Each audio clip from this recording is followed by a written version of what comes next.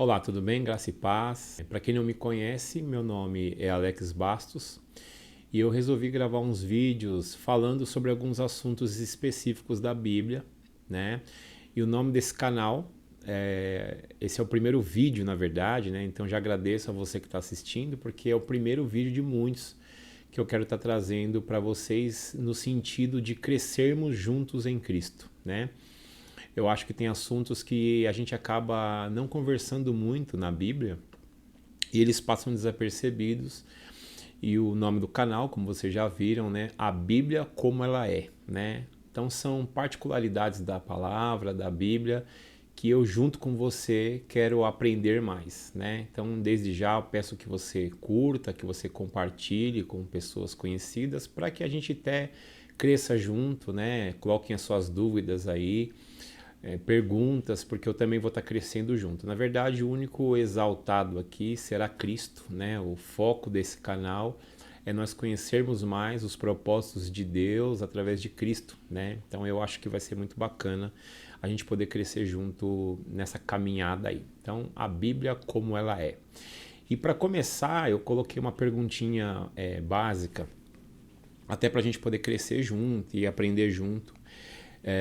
O que realmente aconteceu no Éden, né? O que realmente aconteceu no Éden? A minha filha, eu tenho 3 filhos, né? Eu tenho a filha mais velha, a Natália, tenho a do meio, a Ana Júlia, e o mais novo, o Isaac. Minha filha do meio perguntou um dia para mim: pai, por que Deus colocou uma árvore do conhecimento do bem e do mal, né? Trouxe toda essa confusão. Por que Deus colocou essa árvore lá? Né? E isso me trouxe uma curiosidade maior de estudar isso na palavra, o porquê, né, dessa árvore estar entre as outras que estavam no Éden. E por muito tempo também, eu não sou teólogo, não sou nenhum especialista, mega especialista da palavra, longe disso, estou crescendo junto com você que está assistindo também. E eu fiz alguns estudos e busquei algumas informações, né? Não só na palavra, mas de várias fontes confiáveis, também da cultura judaica, né? Nós não vamos falar aqui de judaísmo, não vai ser lei, nada disso, mas nós não podemos abandonar o conhecimento da cultura judaica também. E eu por muitos anos, eu tenho 11 anos de conversão, eu achava que o Éden era um local em sua totalidade. Eu nunca tinha me atentado que Deus cita na palavra que ele colocou um jardim no Éden. Então o jardim é uma parte do Éden, né? Ele não é o Éden no total, ele é uma parte do Éden. Eu nunca tinha me atentado nisso nesse tempo todo. E quando minha filha me fez essa pergunta, me levou a estudar e entender um pouco mais do contexto geral ali, né? Então, o que realmente aconteceu no Éden? Por que toda aquela configuração? Por que em nenhum momento fala que Deus não permitia do homem comer do fruto da árvore da vida? A Bíblia fala que Deus proibiu apenas de comer o fruto do conhecimento do bem e do mal, né? Mas não diz que Deus proibiu de comer do fruto da árvore da vida. Então nós podemos deduzir aí que talvez Deus tenha liberado isso desde o início e que talvez até Adão e Eva tenham experimentado desse fruto, tanto que eles morrem, não fisicamente e não imediatamente, eles não morrem na hora que eles comem o fruto do bem e do mal. Aquela morte que Deus citou ali era uma morte espiritual, e dali para frente o homem começaria a ter anos de vida, porque nós teríamos a eternidade, né? O projeto inicial de Deus não era a morte, estar junto, né? Então o que acontece? Aí a gente vai acompanhar junto aqui em Gênesis capítulo 2, do versículo 8 ao 17. Ora, o Senhor Deus tinha plantado um jardim no Éden, para os lados do leste, e ali colocou o homem que formara. O Senhor Deus fez nascer então do solo todo tipo de árvores agradáveis aos olhos e boas para alimento. E no meio do jardim estavam a árvore da vida e a árvore do conhecimento do bem e do mal. No Éden nascia um rio que irrigava o jardim. Depois se dividia em 4. O nome do primeiro é Pison, ele percorre toda a terra de Ávila. onde existe ouro. O ouro daquela terra é excelente. Lá também existem o bidélio, a pedra de ônix. O segundo, que percorre toda a terra de Cush, é o Gion. O terceiro, que corre pelo lado leste da Assíria, é o Tigre. E o quarto rio é o Eufrates. O Senhor Deus colocou o homem no jardim do Éden para cuidar dele e cultivá-lo. E o Senhor Deus ordenou ao homem: coma livremente de qualquer árvore do jardim, mas não coma da árvore do conhecimento do bem e do mal. É a única árvore que aqui na passagem Deus cita que não pode ser comida. Porque no dia que dela comer, certamente você morrerá. Então, o jardim do Éden, né? O Éden não é na sua totalidade um jardim, nós temos um espaço chamado Éden, e dentro desse espaço, em uma parte desse espaço, é colocado o jardim do Éden, onde tinham essas árvores aí. Esse fruto proibido, né, nós ouvimos muitas vezes as pessoas falarem maçã, maçã, maçã, mas em nenhum momento cita que é uma maçã, é um fruto que não poderia ser comido porque ele traria consequências de morte, né? E dentro dessa gama de árvores tinham duas árvores especiais aí, do fruto da árvore da vida e do conhecimento do bem e do mal. Aqui em Gênesis, do 3, do 21 ao 24, diz o seguinte: o Senhor Deus fez roupas de pele e com elas vestiu Adão e sua mulher. Então disse o Senhor Deus: agora o homem se tornou como um de nós, conhecendo o bem e o mal. Não se deve, pois, permitir que ele também coma do fruto da árvore da vida, e o coma e viva para sempre. Por isso, o Senhor Deus o mandou embora do jardim do Éden para cultivar o solo da qual fora tirado. Depois de expulsar o homem, colocou a leste do jardim do Éden querubins e uma espada flamejante que se movia, guardando o caminho para a árvore da vida. Então aqui nós vemos que Deus diz que agora o homem se tornou como nós, conhecedor do bem e do mal. Então Deus conhece o bem e conhece o mal. Então, para a gente entender o que aconteceu no Éden, é muito importante nós nos atentarmos a uma coisa. O projeto de Deus, a Bíblia fala que Deus caminhava e vinha ter com o homem, né? Ele tinha uma comunhão diária com o homem. Ele ia ensinar, ensinar, ensinar, ensinar, a ponto que o homem, em maturidade, né? Crescesse em maturidade, e aí o homem, num certo ponto, até poderia comer da árvore do bem e do mal, porque ele já tinha maturidade para experimentar dessa árvore e não mais ser influenciado por ela. Deus é conhecedor. A Bíblia está dizendo aqui: agora o homem se tornou como um de nós, conhecendo o bem e o mal. Então nós entendemos aqui que Deus conhece o bem e o mal, mas como ele é um ser totalmente maduro, né, íntegro, pleno, mesmo conhecendo o bem e o mal, ele sempre opta pelo bem. Né? Então é o mesmo propósito que Deus tinha para nós, né? Ele ia nos ensinar, nos ensinar, nos ensinar, ao ponto de que quando chegássemos aí à maturidade, nós pudéssemos comer dessa árvore e não ser influenciados por ela. Então o fato dessa árvore estar lá não foi um erro, não foi um engano, não foi um acaso, não foi o diabo que pegou uma semente diferente, como alguns dizem, e colocou lá. Né? Deus tinha um propósito, essa comunhão diária com o Senhor era para que nós pudéssemos crescer em graça e conhecimento, né, pleno, e aí conhecendo ainda assim o bem e o mal, optaríamos sempre pelo bem, ok? Aí a gente pensa assim, mas qual era o propósito da árvore do bem e do mal então? Né? Deus tem um propósito, e aí nós conhecemos aí essa serpente, que eu sei que quando eu coloquei essa imagem, eu até falei, nossa, essa serpente ela é assustadora. E é assim que nós temos que entender a imagem mesmo, como ela aparece, né? O tentador, ele é assim, uma cobra, uma serpente que tenta a todo tempo acabar com a nossa comunhão com o Senhor. A todo tempo, Satanás tenta acabar com a comunhão que nós teremos com o Senhor. Por exemplo, perceba que quando você vai ler a Bíblia ou vai orar, mesmo que você não tenha compromisso algum, a sua mente começa a pensar em várias coisas, pelo menos comigo é assim, não sei se não é com você, se não for com você ainda bem, mas comigo é assim. Todas as vezes que nós vamos orar e ler a palavra, distrações começam a vir à nossa cabeça, né? Então o foco de Satanás, né, no Éden foi o quê? Terminar com a comunhão. Ele sabia que no dia que nós desobedecêssemos o Senhor ali no Éden, Adão e Eva nos representando, quando nós comêssemos daquele fruto, a nossa comunhão seria abalada. E até hoje ele continua com a mesma jogada de atrapalhar, de abalar, né, de prejudicar a comunhão que nós teremos com o Senhor. Então pode perceber que nós conseguimos fazer várias coisas no dia, mas quando se trata de comunhão, nossa mente começa a ficar atribulada, contas, afazeres, são compromissos que parece que brotam justamente na hora da nossa comunhão, da nossa leitura, do nosso tempo de oração, né?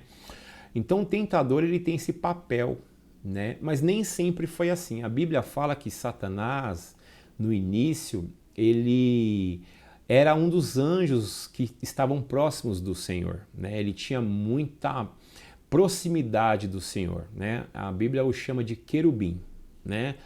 O que é um querubim, né? Para nós entendermos aí a junção do querubim com o fruto proibido, e até hoje ele não mudou a estratégia. A estratégia de Satanás é a mesma. Nós vemos aí a maçã como representação, lembrando que não é esse fruto, a Bíblia não cita nenhum tipo de fruto específico, mas aí serviu apenas como ilustração. Satanás sabia que existia um fruto ali, diferente de todas as árvores, existia uma árvore com um fruto específico que iria atrapalhar nosso tempo de comunhão com o Senhor, que é o que tem acontecido nos dias de hoje, né? Olha só, repetindo aqui em Gênesis 3, do 21 ao 24, o Senhor Deus fez roupas de pele e com elas vestiu Adão e sua mulher. Então disse o Senhor, agora o homem se tornou como um de nós, conhecendo o bem e o mal. Olha que interessante, ali embaixo diz assim, depois de expulsar o homem, colocou a leste do jardim do Éden querubins e uma espada flamejante que se movia guardando o caminho para a árvore da vida. Então querubins são anjos que têm a função de guardar algo, cuidar de algo, né? Então a função dos querubins é de guardar algo. Então seria como se fosse um sacerdócio, um profeta e sacerdote. Ele fica ali cuidando das coisas do Senhor. Então a incumbência inicial de Satanás era essa, antes da queda, né? E chegou um momento que ele quis se assentar no trono de Deus, né? E aí ele foi expulso dos céus, diz, se eu não me engano, em Isaías. Ele foi expulso dos céus e jogado aqui para a terra, né? Mas ele ainda tinha uma função, né? Mesmo ele não tendo mais acesso direto ao terceiro céu, que nós falaremos disso em outro vídeo, né? Vou até aproveitar essa deixa para falar um pouquinho sobre o terceiro céu de forma mais rápida. O primeiro céu é o céu que nós vemos, né? Olhamos para cima, vemos nuvens e enfim, né? O segundo céu, onde estão as estrelas, planetas que a gente já não consegue enxergar, né? Esse é o segundo céu. O terceiro céu fica acima de onde estão as estrelas e tudo, que é onde fica o trono do Senhor.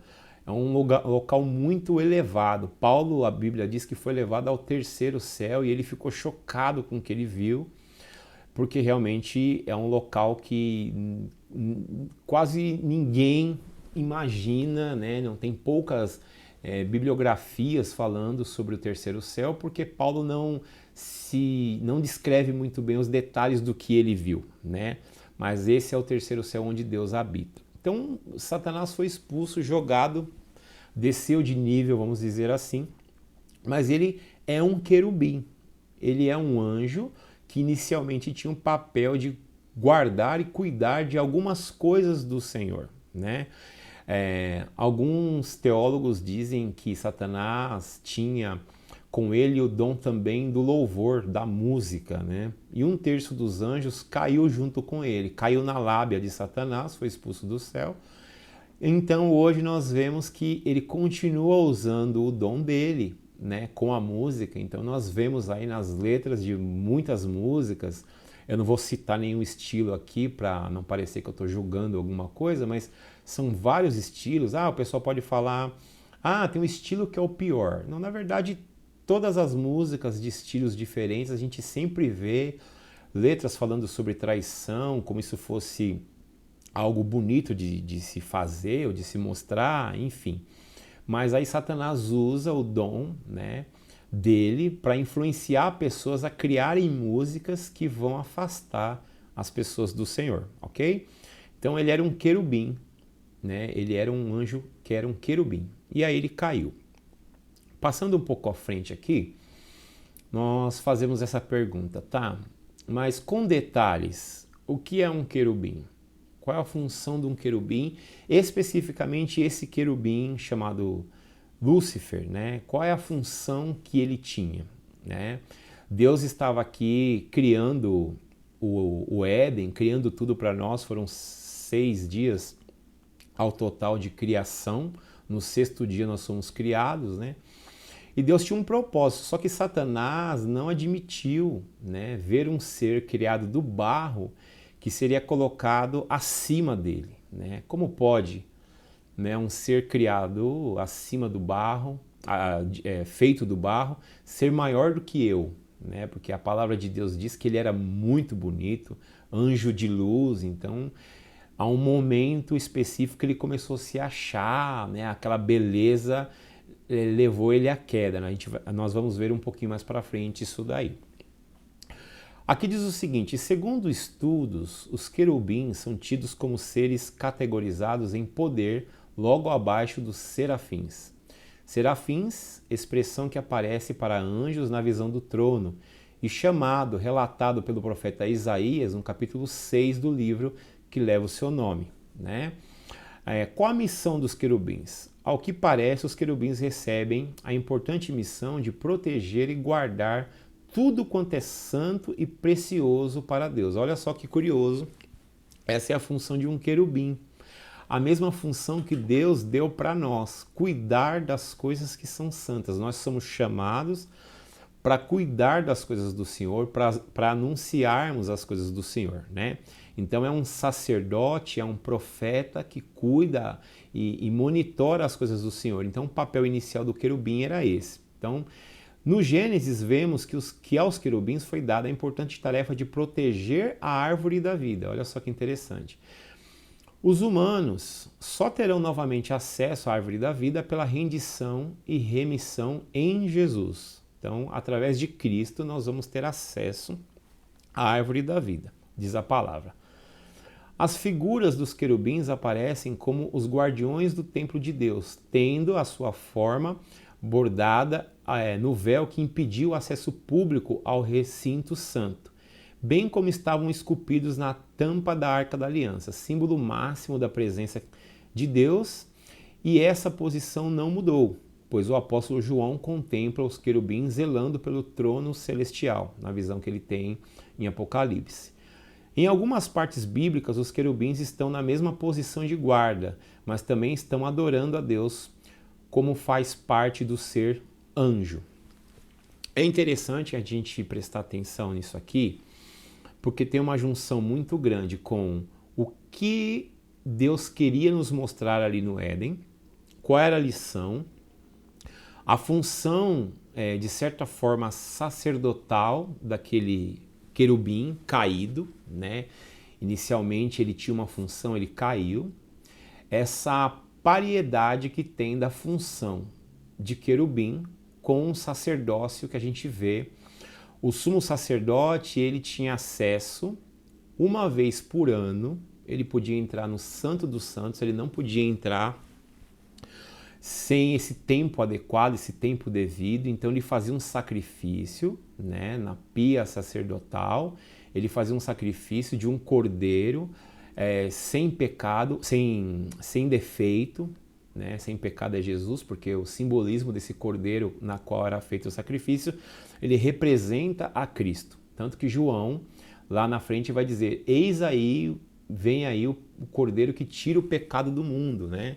Então aquela visão antiga do Velho Testamento, onde era feito o sacrifício com um cordeiro sem defeito algum, aquilo já representava Cristo, né? E o interessante é que o sacerdote ele entrava no Santo dos Santos com uma corda amarrada na cintura e um cinto cheio de sininhos. Então ele ia fazendo o trabalho dele dentro do Santo dos Santos. E se ele tivesse feito o sacrifício de forma errada, ele tivesse algum pecado que não foi coberto por aquele sacrifício, ele morria ali dentro, aquele barulhinho do sininho parava, as pessoas já entendiam que ele tinha morrido e puxavam ele pela corda, por isso que ele entrava com essa corda amarrada na cintura, com a ponta dessa corda, a outra extensão dessa corda do lado de fora, né? Então nós percebemos que o querubim e o sumo sacerdote têm funções bem parecidas, né? É muito interessante a gente ver essa associação. Aqui, falando um pouquinho sobre o sumo sacerdote, o histórico dele, nós vamos ver que ele tinha uma vestimenta, vocês estão reparando aí no videozinho, ele tinha uma vestimenta com 12 pedras. 12 pedras. É muito interessante a partir de agora a gente ter maior atenção. Ele tinha na sua vestimenta 12 pedras no seu manto sacerdotal. Cada pedra dessa tem um significado. Cada pedra dessa significa uma qualidade que nós, na cultura judaica, eu fui buscar isso, estudar o que essas pedras significavam. Nós não estamos aqui mais uma vez falando de judaísmo, e não é isso. Eu estou dizendo que a gente não pode abandonar a cultura falada, né? É muito importante ter a cultura, a história naquele momento era judaica ali, né? Israel, os hebreus, enfim. Quando eu digo judaico, eu digo no senso comum, né? Olha só, as pedras preciosas da placa peitoral. Olha que interessante. Essas pedras adicionais estavam distribuídas sobre todas as gemas, de tal maneira que cada pedra tinha um total de 6 letras. Muito interessante isso. Assim, todas as letras do Aleph Bet estavam incluídas na placa. Se tiver algum professor de grego e hebraico, minha pronúncia pode estar errada. Como eu disse, eu não sou teólogo, eu estou aprendendo e dividindo o que eu aprendo para que a gente possa crescer junto, ok? Então, não sou professor nem de grego nem de hebraico. Pode ser que um dia eu chegue lá, estou trabalhando para isso. Porque a placa deveria conter todas as letras possíveis. Isso é uma coisa que eu fui aprender depois de muitos anos. Eu falava assim, eu me perguntava como é que Deus falava com as pessoas na época, né? Será que via uma voz do céu? Qual era a forma de comunicação? Várias vezes eu me perguntei isso. Qual é a forma de comunicação? Como é que Deus falava com eles, né? Quando o povo de Israel precisava consultar dos, que deve ser a pronúncia, né, que eles usavam na época, ou usam até hoje, sobre assuntos importantes, essas letras se iluminavam, formando sentenças, a fim de transmitir a resposta de Dus.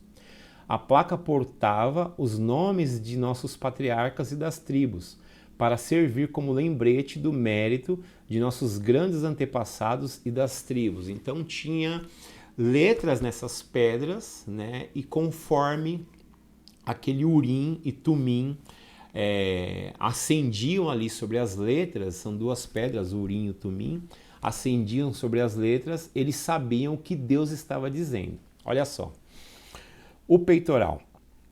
Faça um peitoral que o grande sacerdote usará para descobrir a vontade de Deus. Como o manto sacerdotal, o peitoral também deverá ser feito de fios de lã azul, púrpura e vermelha e de linho fino enfeitado com bordados.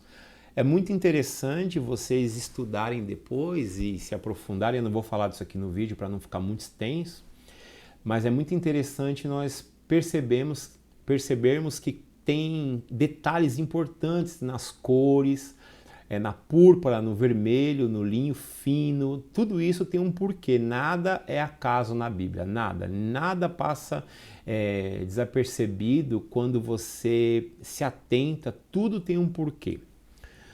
16. O peitoral será quadrado e dobrado em 2. Terá um palmo de comprimento e um palmo de largura. Coloque nele 4 carreiras de pedras preciosas. Na primeira carreira ponha um rubi, um topázio e uma granada. Na segunda carreira põe uma esmeralda, uma safira e um diamante. Na terceira carreira uma turquesa, uma ágata e uma ametista. A quarta carreira terá um berilo, um ônix e um jaspe. As pedras deverão ser montadas em engaços de ouro. Em cada uma dessas 12 pedras será gravado o nome de um dos filhos de Jacó para representar as 12 tribos de Israel.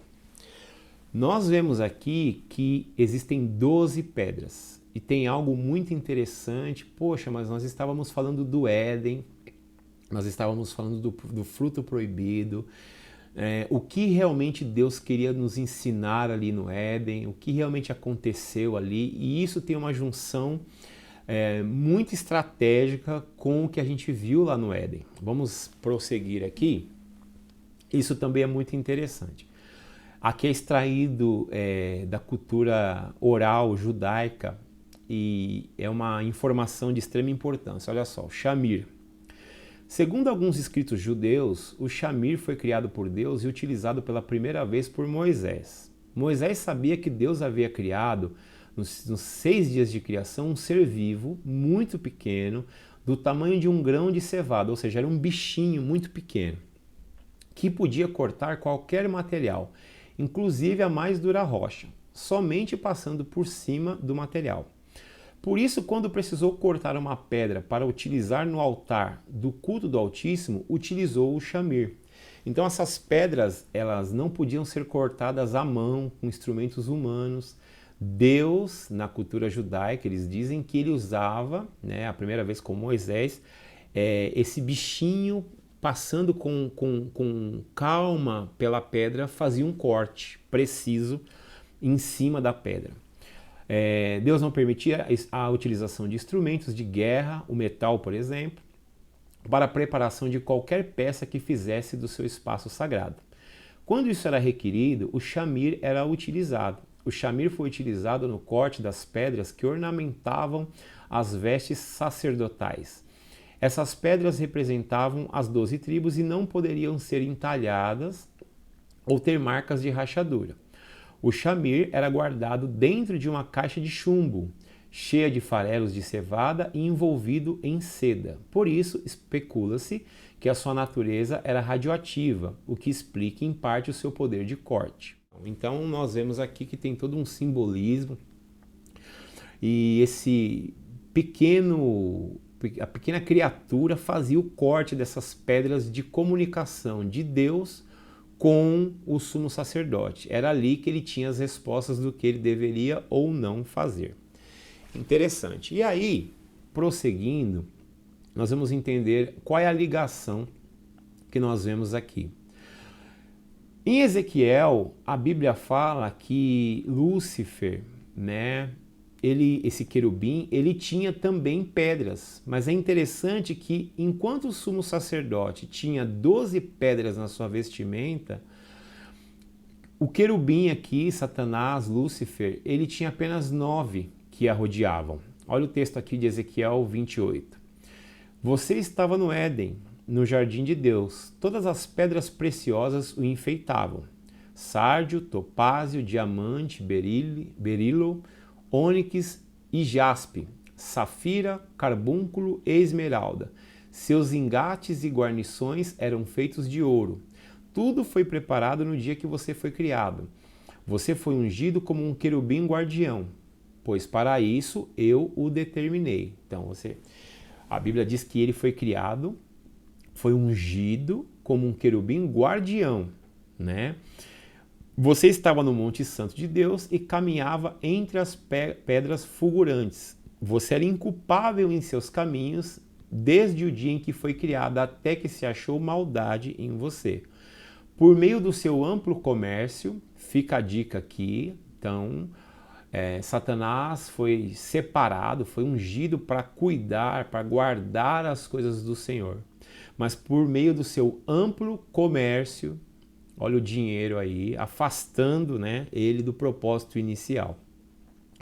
Por meio do seu amplo comércio, você se encheu de violência e pecou.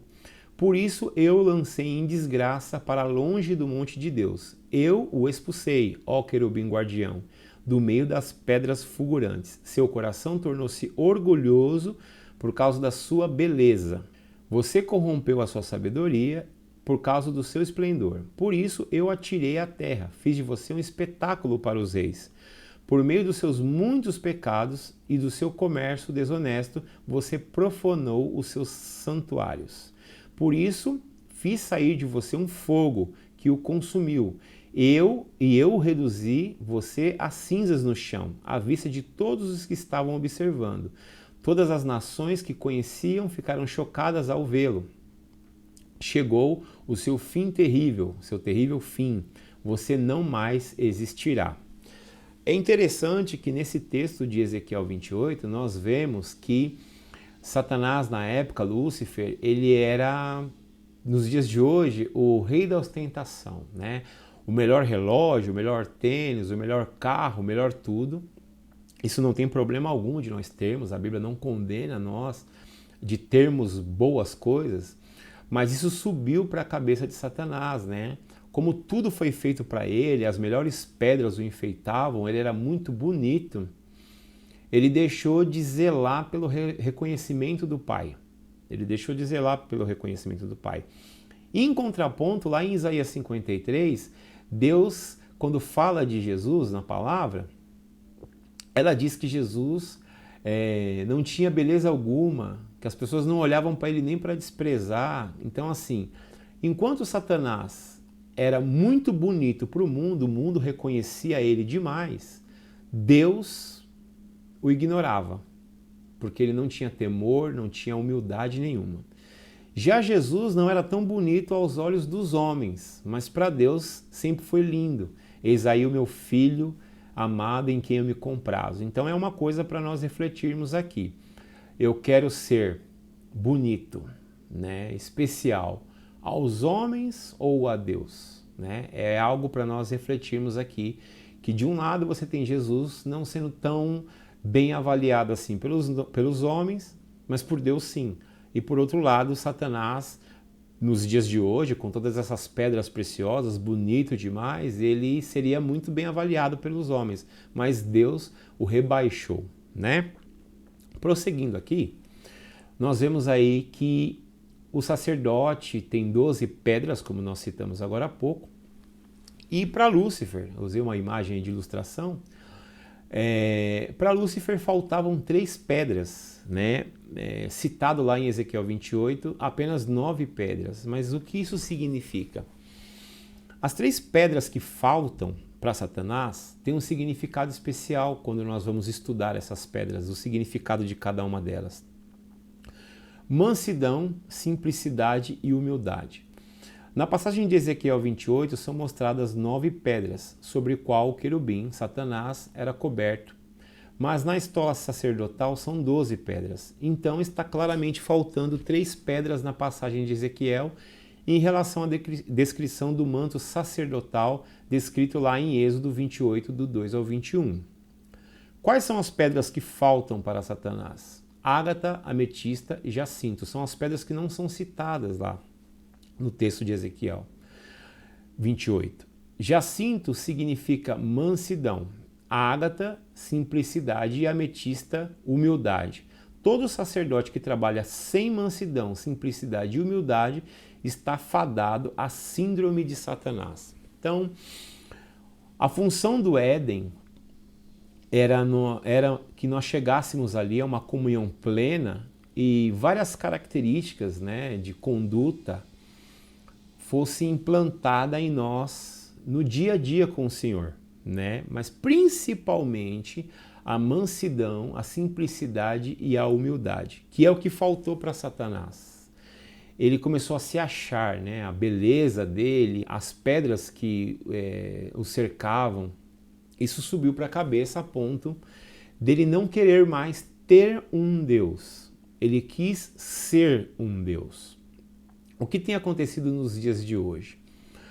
As pessoas mudam rapidamente de igreja. A palavra diz que no fim dos tempos as pessoas vão procurar mestres segundo as suas convicções. Eu quero pregadores que preguem apenas o que eu quero ouvir, não o que eu preciso ouvir.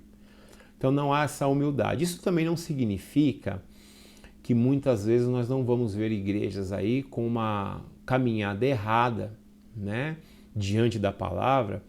Muitas pessoas dizem, né, muitas igrejas dizem assim: só aqui há salvação. Se você não estiver nessa igreja, não há salvação. Não é isso que a Bíblia diz. A Bíblia diz que só em Cristo há salvação, né? A igreja não é um lugar institucional ali, concreto e pedras, não. Aquilo ali é onde a igreja se reúne. Não existe nenhuma bandeira na Bíblia que salva. Quem salva é Cristo. Isso não quer dizer também que nós não devemos congregar, estar com os irmãos, porque Jesus é bem claro.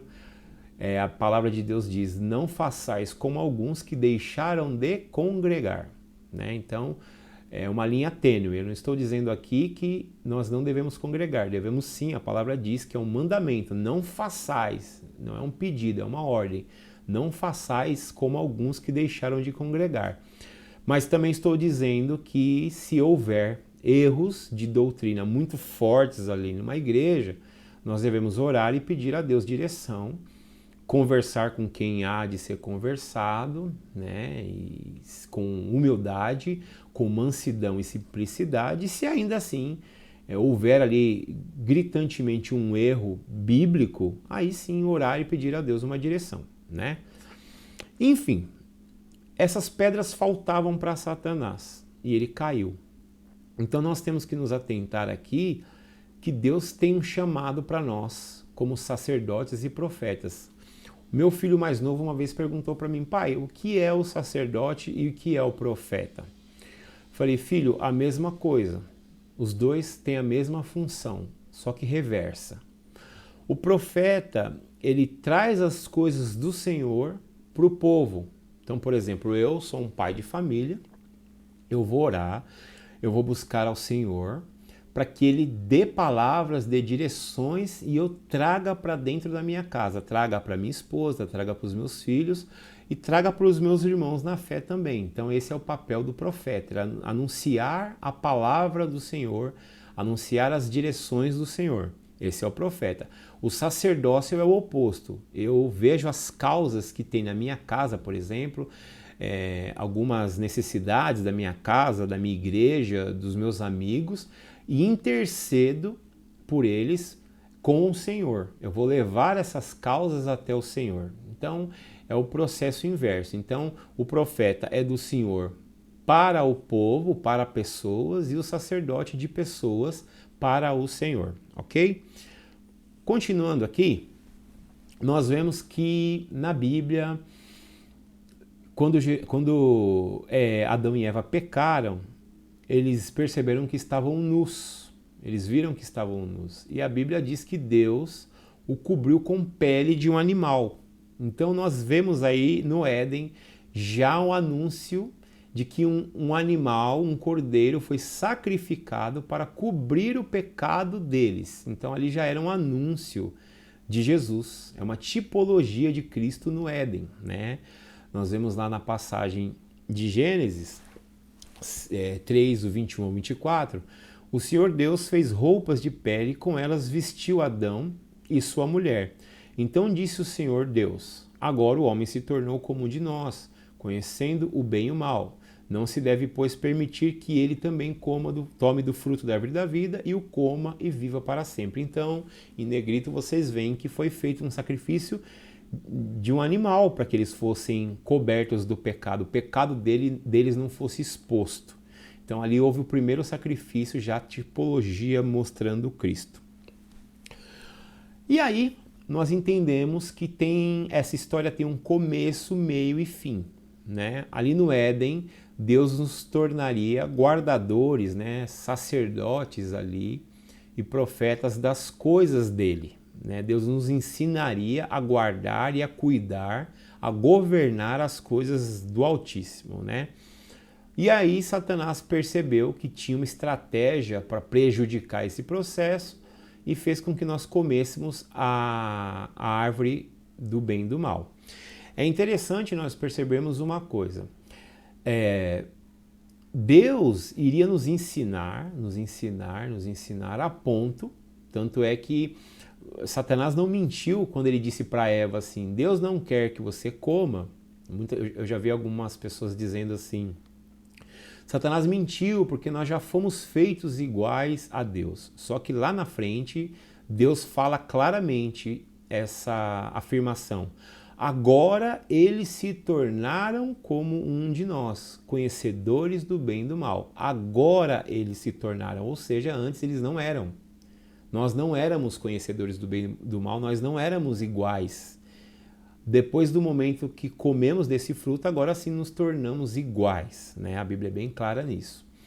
Então Deus estava nos preparando, seria uma escolinha onde Deus teria um tempo ali com a gente, não sei quanto tempo seria isso, mas Deus nos ensinaria a chegar num grau de maturidade aonde um dia Ele falaria: olha, lembra que eu proibi vocês de comerem do conhecimento do bem e do mal, daquele fruto? Então, vocês chegaram num nível agora que vocês já podem comer. Então, vocês avançaram em conhecimento do que eu gostaria de passar para vocês, eu, o Senhor Deus, e agora vocês podem comer, porque isso não vai trazer mais mal para vocês. Vocês já têm maturidade suficiente para comer desse fruto. Mas isso foi antecipado, esse processo foi antecipado por Satanás numa estratégia de prejudicar a comunhão. E aí Jesus vem e refaz esse processo de comunhão. Então, através dele, nós voltamos agora a ter a oportunidade de entrar no Santo dos Santos. Eu fiz um comentário com alguns amigos que Mateus 6,6 diz que quando nós formos orar, nós devemos entrar no nosso quarto e fechar a porta. Aquela porta do nosso quarto, a porta do seu quarto, ela é a porta do Santo dos Santos. Muitas vezes nós não percebemos isso. Quando eu entro ali, a palavra de Deus diz: entre, feche a porta e ore ao Pai em secreto. E o Pai que o ouve em secreto. Então, nós percebemos que aquele quarto é um local separado para o sacerdote poder agora conversar a sós com o Senhor. E muitas vezes nós desprezamos isso, essa oportunidade de poder falar diretamente com o Pai que tudo criou, né? O Pai que tudo criou está ali nos esperando para orar, para ler, para ter comunhão, que é o processo inicial do Éden. E quando nós vamos fazer isso, nós vamos fazendo isso a cada dia, nós vamos crescendo em graça e conhecimento, nós temos agora a possibilidade de estar inclusos no novo reino, no novo céu e nova terra, ok? A Bíblia cita livro e livros em Apocalipse. Muitas pessoas às vezes não se atentam a isso, e isso também tem a ver com o processo do Éden. Por que livro e livros? O que significa isso? Vamos ver juntos. Nós vemos aí, né, o dia do julgamento, todo mundo ali se preparando, né? A Bíblia diz que aqueles que são do Senhor, Ele vai falar, vai para a direita. Então no dia do juízo, lembre-se, vá para a direita, não fique na esquerda, vá para a direita. Ele diz o seguinte lá em Apocalipse 20, do 11 ao 15. E vi um grande trono branco, e o que estava sentado sobre ele, de cuja presença fugiu a terra e o céu. E não se achou lugar para eles. Eu vi os mortos, grandes e pequenos, que estavam diante de Deus, e abriram-se livros, os livros, e abriu-se outro livro, que é o da vida. Então existe o livro e livros. O livro é o livro da vida. Livros são os livros nas quais estão escritos todos os pecados que a gente cometeu. Independente de nós estarmos em Cristo ou não, todos os nossos pecados estão registrados em livros. Todos nós, sendo de Cristo ou não. Só que aí a Bíblia continua aqui, que é o livro da vida, e os mortos foram julgados pelas coisas que estavam escritos nos livros, segundo as suas obras. E Deus deu o mar os mortos que ele havia, e a morte e o inferno deram os mortos que neles havia, e foram julgados cada um segundo as suas obras. A morte e o inferno foram lançados no lago de fogo. Esta é a segunda morte. E aquele que não foi achado escrito no livro da vida foi lançado no lago de fogo. Ou seja, quando o seu nome está escrito no livro da vida, independente do que está escrito nos livros, você não será julgado pelo que está escrito lá, desde que você esteja com o nome escrito no livro da vida. Qual é a forma de você ter o nome escrito no livro da vida? Arrependendo-se dos pecados que você comete. Grande erro é o nosso se nós pensarmos assim, mas eu não cometo nenhum pecado. Romanos 3, Romanos 7 também, são dois capítulos que eu gosto muito para essa questão do arrependimento. Eles dizem que não há um único que seja justo, não há ninguém que honre a Deus, não há ninguém que adore a Deus, todos mentem. Então não tem ninguém que faça o que é correto. E aí continua a passagem dizendo assim, mas agora Deus mostrou a forma pelo qual ele aceita as pessoas. É pela fé no seu Filho Jesus. Mas para nós podermos estar em Jesus, antes de estarmos em Jesus, precisamos ter o arrependimento. Então existem coisas que a Bíblia condena, e eu sei que a Bíblia condena, e aquilo não me traz temor algum. Então, Jesus diz naquele dia, muitos virão a mim dizendo, Senhor, Senhor, em teu nome expulsamos demônios, curamos enfermos, falamos novas línguas. E Jesus dirá, apartai-vos de mim vocês que praticam o mal. Então, não é porque eu me irei um dia, não é porque eu menti um dia, porque nós vamos fazer isso o tempo todo. Não tem como escapar disso. Mas Jesus não fala de quem mentiu uma vez, de quem se irou uma vez. Ele fala, apartai-vos de mim, vós que praticai o mal. É uma prática. A todo momento eu estou cometendo aquele pecado e eu sei que eu cometo ele e aquilo não me traz temor algum e eu continuo. Eu continuo na mentira, eu continuo no adultério, eu continuo nos pecados que a Bíblia cita. Não vou falar mais aqui sobre eles porque você pode buscar, né? Mas eu vou falar desses dois, o adultério, a mentira, enfim, a idolatria. Então são pecados que a gente sabe que a Bíblia condena. Então quando não há arrependimento, eu continuo com essa prática, sabendo que Deus não se agrada disso, então eu pratico. Então Jesus vai falar para mim naquele dia, apartai-vos de mim, não te conheço. Para você vir até mim, você tem que ter arrependimento, em primeiro lugar. A Bíblia diz que todos serão julgados, né? O mar devolverá os seus mortos, o inferno devolverá, entregará, também diz essa palavra de Apocalipse. Então, outra coisa que alguns dizem é, eu passei por muitas vidas para chegar aqui. Que essa é eu vou evoluindo. Quando eu evoluo através de várias vidas, isso mostra que então foi mérito meu. E a Bíblia diz que ninguém vai ser escolhido, salvo por mérito próprio. Não é por mérito que vós são salvos, mas sim pela graça, né? A graça é um favor imerecido. Não é porque você merece, porque você fez boas obras, porque você viveu, morreu. Porque não tem como eu morrer como João, volto como Pedro, e depois eu morro como Pedro, volto como Yara, e no dia do julgamento, como que o Pedro, o João e a Yara vão estar lá se eles são os mesmos? A Bíblia diz que cada um comparecerá. Então você como João, você como Pedro, você como Yara estará naquele dia, né? Você tem essa vida agora para aceitar Jesus como seu único e fiel Salvador, né? E isso vai fazer com que o seu nome seja incluso no livro da vida, ok? Continuando aqui, ele diz o seguinte... Como será o corpo glorificado? A Bíblia diz que quando nós passarmos por esse processo, né, aquele que começou a obra em nossa vida vai aperfeiçoá-la até o dia da volta de Cristo. A Bíblia diz que quando Cristo nos arrebatar e chegar esse grande dia, nós teremos um novo corpo, né? Mas e aí? Muitas pessoas dizem assim, mas é um espírito. Não, não é um espírito. Nós teremos um corpo, um corpo.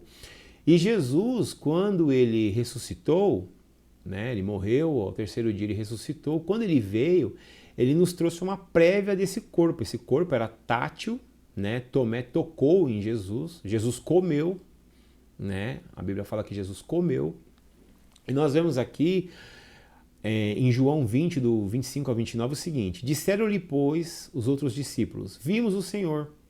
Mas ele disse-lhes, se eu não ver o sinal dos cravos em suas mãos e não puser o meu dedo no lugar dos cravos e não puser a minha mão no seu lado, de maneira nenhuma o crerei. Aqui é Tomé dizendo, olha, se eu não ver, se eu não tocar, então esse era o corpo de Cristo, né? Tátil, ele podia tocar. E 8 dias depois estavam outra vez os seus discípulos dentro, e com eles Tomé. Chegou Jesus, estando as portas fechadas, e apresentou-se no meio e disse, paz seja convosco. Depois disse a Tomé, põe aqui o teu dedo e vê as minhas mãos. E chega a tua mão e põe no meu lado. E não sejas incrédulo, mas crente. E Tomé disse-lhe, Senhor meu e Deus meu. Disse-lhe Jesus, por que me viste, Tomé? Creste, bem-aventurados os que não viram e creram. Então Jesus aqui permitiu que Tomé tocasse, né, no corpo dele, né? Então esse corpo glorificado, ao mesmo tempo que Jesus comeu, Jesus desaparecia e aparecia em outro lugar. Então aqui é uma prévia de como será esse corpo, né? Nós teremos um corpo tátil? Sim, porque esse foi o plano inicial. Deus não mudou o projeto dele do Éden para nós. O corpo era aquele, nós teremos um corpo tátil, não um corpo espiritual. Assim como Jesus, que é a primícia da criação, né? Ele veio mostrar como nós seremos, ele é o primeiro de muitos que virão. Ali nos mostrou como esse corpo será, né? Ele é tátil e em uma parte ele atravessa a parede. Então, olha só que legal, teremos um corpo bem diferente do nosso, embora seja tátil, mas com funções diferentes daquelas que a gente está acostumado. Como está escrito, não há um justo, nenhum sequer. Não há ninguém que entenda, não há ninguém que busque a Deus. Todos se extraviaram e juntamente se fizeram inúteis. Não há quem faça o bem. Não há nenhum só, não há nenhum só. A sua garganta é um sepulcro aberto, com as suas línguas tratam enganosamente. Peçonha de áspides está debaixo de seus lábios, cuja boca está cheia de maldição e amargura. Os seus pés são ligeiros para derramar sangue. Eu não vou ler tudo aqui, porque nós já citamos essa passagem, mas dizendo que ninguém é justo aos olhos de Deus por si só.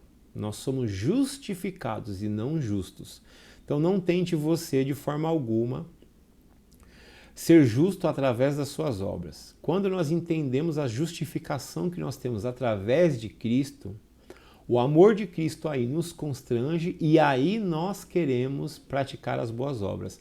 Eu não pratico as boas obras para ser aceito. Por ser aceito gratuitamente, agora eu desejo praticar as boas obras. Então, as pessoas invertem isso às vezes. Eu vou fazer de tudo que é obra, porque aí Deus vai me aceitar. Não. Então eu estou colocando Cristo de lado. Por eu aceitar Cristo e entender que apenas por Ele eu sou bem visto diante de Deus, e agora eu posso entrar no Santo dos Santos, eu posso novamente entrar na presença do Senhor, agora eu quero praticar as boas obras como gesto de gratidão. Ok? Então, nós finalizamos esse vídeo, eu espero que você tenha gostado, né? Entenda que o propósito inicial de Deus no Éden era essa comunhão. Entendemos aí o preço que Satanás pagou por não ter humildade, simplicidade, mansidão. Então, que nós possamos aqui buscar essas 3 qualidades, né? Que nós possamos ser sacerdotes e profetas conforme a vontade do Senhor, que nós possamos crescer em graça e conhecimento. Em breve vou vir com outro tema. Queria te agradecer porque esse é o primeiro vídeo do canal, né? Estou estreando esse vídeo no canal, vou trazer outros aqui. Não quero mérito para mim de forma alguma, eu quero junto com vocês aprender mais da palavra. Coloque aí nos comentários o que você achou, se tem algum ponto que te trouxe confusão, ou até que você possa acrescentar também para que eu cresça, porque eu também preciso crescer, preciso aprender mais e nós como corpo vamos aprender juntos, tá? E em breve estaremos aí com outro vídeo para que possamos conhecer mais de Cristo, que Ele seja louvado e glorificado a todo tempo. Amém. Abraço.